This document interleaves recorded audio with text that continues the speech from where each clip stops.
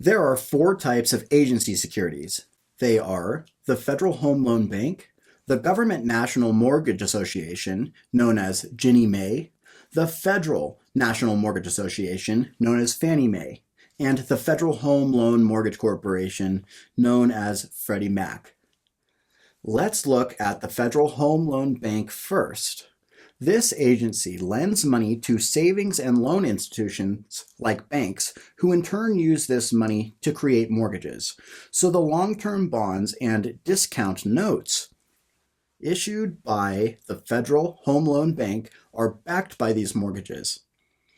This agency is one of the few that issues discount notes. Now let's look at the three agencies together. They are Ginnie Mae, Fannie Mae, and Freddie Mac. These agencies helped create what's known as the secondary mortgage market in America, and they go around to banks and buy mortgages that conform to their requirements. So if a mortgage meets Ginnie Mae, Fannie Mae, or Freddie Mac's requirements, they are called conforming mortgages. If the value of a mortgage is above their limits, it's known as a non-conforming mortgage. There is a key difference that you need to know about these three organizations, and that key difference is in Ginnie Mae. Ginnie Mae only buys two types of mortgages, those that are insured by the Veterans Administration, VA loans, and those that are insured by the Federal Housing Authority, because both of these agencies, the Veterans Administration and the Federal Housing Authority, are U.S. government agencies. Only Ginnie Mae's are backed by the U.S. government. Fannie Mae's and Freddie Mac's are only backed by the full faith and credit of that specific agency, not by the U.S. government. All three of these agencies issued a type of security known as a pass-through certificate. We, however, call it a mortgage-backed security. So why are they referred to as pass-through?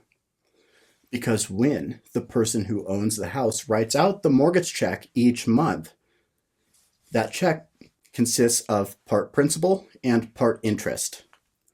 When the person mails that check to the bank deducts a small fee, and the money passes through the bank to the mortgage-backed securities holders in exactly the same percentages that it existed on the mortgage holder's check.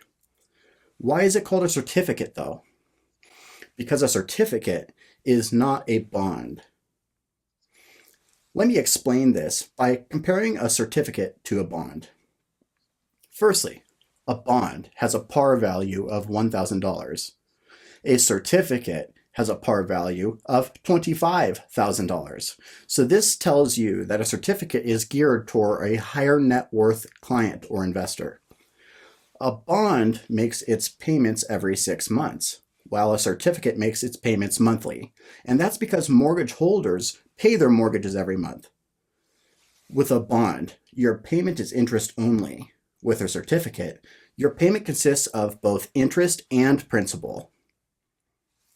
Because the mortgage holder is paying off a little bit of the mortgage every single month, and a bond promises to repay your principal on a certain date, while a certificate promises to repay your principal by a certain date. This little change from on to by gives the mortgage-backed security the ability to be paid off early.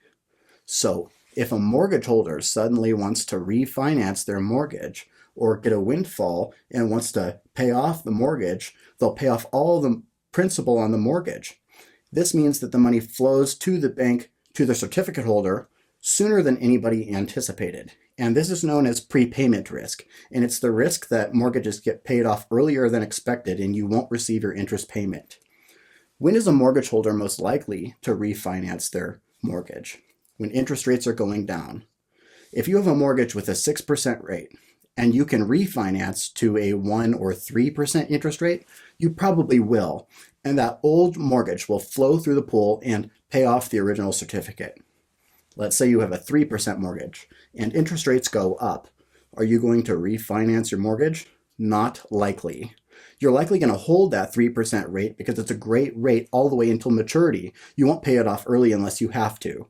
And this is known in the industry as extension risk, when people hold their mortgages for longer and longer, all the way until maturity. So with a mortgage-backed security or pass-through certificate, there are two types of risk. Firstly, there is prepayment risk. This becomes a real issue when interest rates go down.